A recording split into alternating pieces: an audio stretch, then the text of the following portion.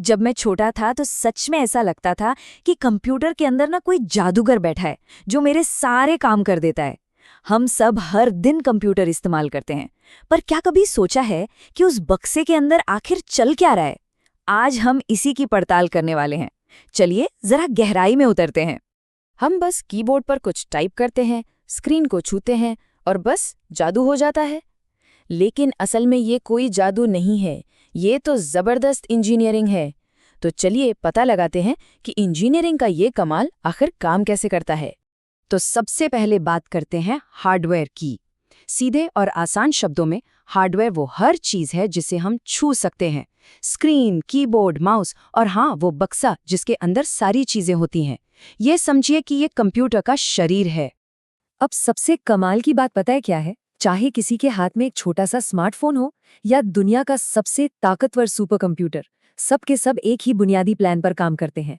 और यही वो प्लान है जो हर चीज को मुमकिन बनाता है। तो ये है वो मास्टर प्लान। इसे आज के हमारे सफर का नक्शा समझ लीजिए। ये दिखाता है कि कोई भी जानकारी 5 हिस्सों से होकर गुजरती है।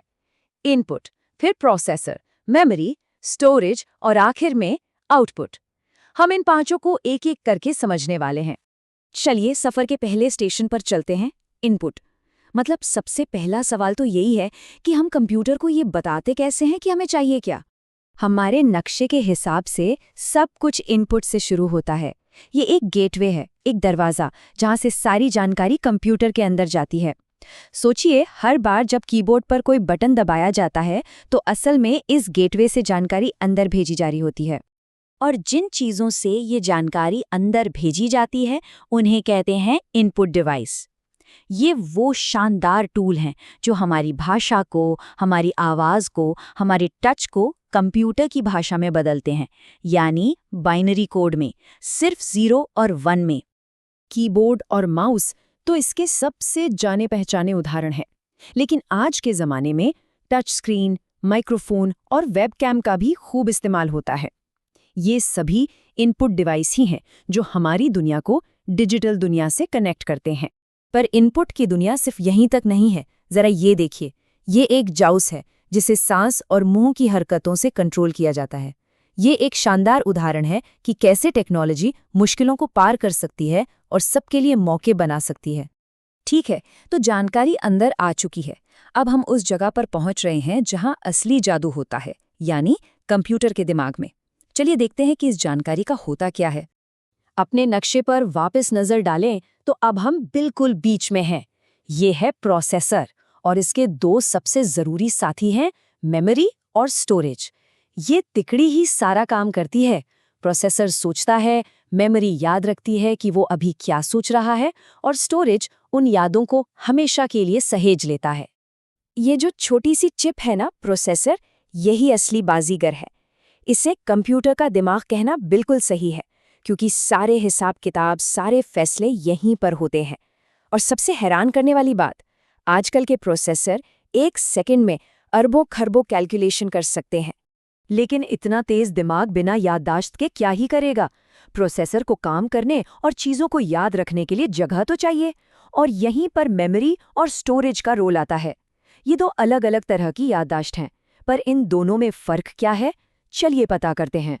तो सबसे ज़रूरी सवाल ये है कि इन दोनों में फ़र्क क्या है। बाईं तरफ है मेमोरी, जो बिजली की तरह तेज़ है लेकिन अस्थायी है, मतलब पावर गई तो याददाश्त भी गई। और दाईं तरफ है स्टोरेज, जो एक तिजोरी की तरह है, थोड़ा धीमा लेकिन पक्का। मेमोरी, जिसे हम रैम भी कहते हैं, उसे कंप्यूटर का रफ कागज़ समझिए। जब कोई गेम चल रहा होता है या कोई ऐप इस्तेमाल हो रहा होता है तो वो रैम में होता है, ताकि प्रोसेसर उस तक फौरन पहुंच सके। लेकिन जैसे ही बिजली बंद होती है, ये रफ कागज़ बिल्कुल साफ हो जाता है। दूसरी तरफ है स्टोरेज, जो एक फाइल कैबिनेट की तरह है। ये रैम से थोड़ा धीमा ज़रूर है, लेकिन सारी तस्वीरें, डॉक्यूमेंट्स और गाने इसी हार्ड ड्राइव यानी फाइल कैबिनेट में हमेशा के लिए सेव होते हैं, चाहे कंप्यूटर बंद ही क्यों ना हो जाए। और इस सारी जानकारी को मापने के लिए भी इकाइयाँ हैं, किलोबाइट, मेगाबाइट और गीगाबाइट। ये नाम तो हम सब ने सुने ही हैं। हर अगली यूनिट पिछली वाली से लगभग 1000 गुना बड़ी होती है। लेकिन 1 गीगाबाइट असल में कितना होता है? ये बात इसे समझने में मदद करती है। 2 करोड़ फाइलिंग कैबिनेट जितना टेक्स्ट, ये तो दिमागी चकरा देता है। जरा सोचिए, आजकल फोन में 64 या 128 गीगाबाइट स्टोरेज होता है। कितनी ज्यादा जानकारी है ये। तो हमने जानकारी अंदर डाली, उस पर काम किया, उसे स्टोर भी कर लिया। अब उसे बाहर निकालने का वक्त आ गया है। चलिए अपने हार्डवेयर के सफर के आखिरी पड़ाव पर चलते हैं। हमारे नक्शे पर ये आखिरी पड़ाव है, आउटपुट। ये वो नतीजा है जो हमें स्क्रीन पर दिखता है, प्रिंटर से छपता है या स्पीकर से सुनाई देता है। ये कंप्यूटर का हमसे बात करने का तरीका है। और इसका सबसे आम उदाहरण है मॉनिटर या स्क्रीन। इन पुराने भारी भरकम मॉनिटर से लेकर आज की पतली हाई डेफिनेशन स्क्रीन तक सफ़र बहुत लंबा रहा है, लेकिन काम आज भी वही है, हमें दिखाना कि अंदर चल क्या रहा है। हमने अब तक सारे फिजिकल हिस्सों यानी हार्डवेयर की बात कर ली है, लेकिन ये सारा हार्डवेयर तो बस धातु और प्लास्टिक का ढेर है, जब तक कि हम इसमें जान न फूंक दें। और वो जान फूंकने वाली चीज़ है सॉफ्टवेयर। ये वो निर्देश हैं, वो कमांड्स हैं जो हार्डवेयर को बताते हैं कि उसे करना क्या है। हमारा ऑपरेटिंग सिस्टम जैसे विंडोज़ या मैकओएस, वेब ब्राउज़र, गेम्स, ये सब सॉफ्टवेयर है। अगर हार्डवेयर एक्टर है तो सॉफ्टवेयर डायरेक्टर है जो उसे पूरी कहानी बताता है।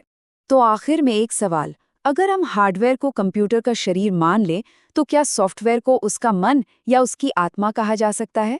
तो अगली बार जब कंप्यूटर ऑन हो तो सिर्फ उसके शरीर के बारे में नहीं, बल्कि उस मन के बारे में भी सोचिएगा जो उसे चला रहा है। ये वाकई में एक अद्भुत साझेदारी है।